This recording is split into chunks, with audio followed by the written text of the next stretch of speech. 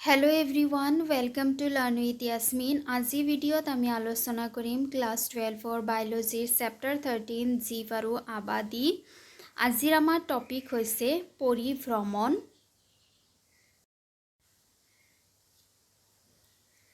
যদি চাপযুক্ত বাহ্যিক অৱস্থা কোনো নিৰ্দিষ্ট স্থানত হয় অথবা অতি চমু সময়ৰ বাবে থাকে তেতিয়া জীৱসমূহৰ বাবে দুটা বিকল্প থাকে।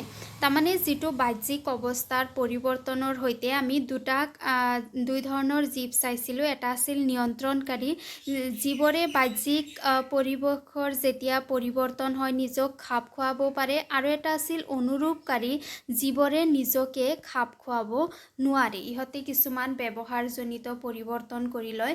এতিয়া এইটো কেতিয়াও জৰুৰী নহয় যে জীৱসমূহ নহ'লে নিয়ন্ত্ৰণকাৰী হ'ব, নহ'লে অনুৰূপকৰণকাৰী হ'ব। তেনেকুৱা সময়ত জীৱসমূহৰ ওচৰত দুটা বিকল্প থাকে, এটা হৈছে পৰিভ্ৰমণ আৰু এটা হৈছে নিলম্বন। আমি এতিয়া চাম পৰিভ্ৰমণ কি হয়।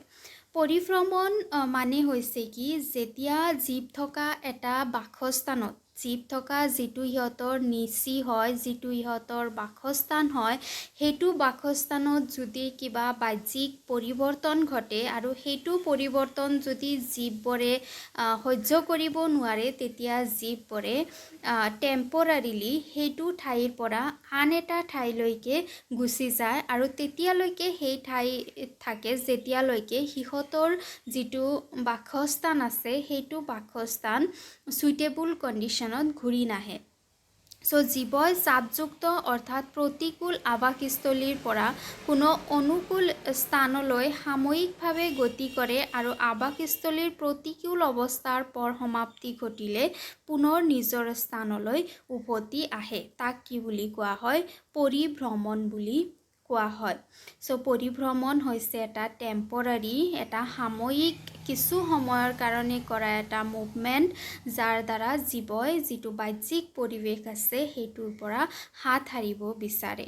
মানুহৰ সৈতে তুলনা কৰিলে গৰমকালি এজন মানুহে দিল্লী এৰি কিছুদিনৰ বাবে চিমলাত গৈ থাকিবলৈ লোৱাৰ দৰে।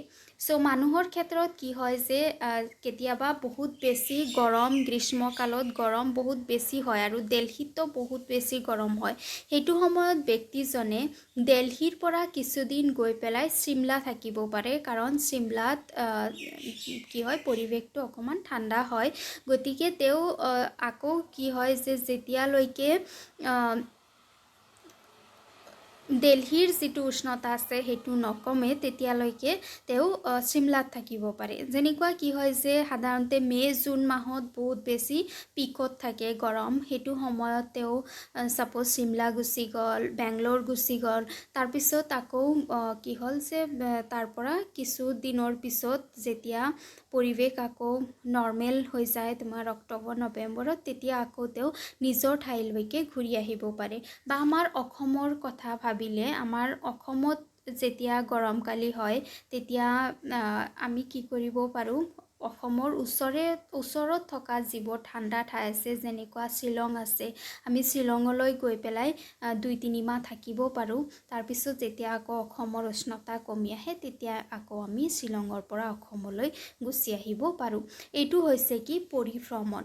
বহুতো প্ৰাণীয়ে বিশেষতকৈ চৰাইবোৰে শীতকালি বহুদূৰ অনুকূল স্থানলৈ পৰিভ্ৰমণ কৰা দেখা যায়, আৰু পৰিভ্ৰমণ বেছিকৈ দেখিবলৈ পোৱা যায় চৰাইৰ ক্ষেত্ৰত। কিছুমান চৰাইক পৰিভ্ৰমী চৰাই বুলিয়ে কোৱা হয়। সেই চৰাইবোৰে পৰিৱেশৰ সৈতে পৰিভ্ৰমণ সিহঁতৰ লাগি থাকে।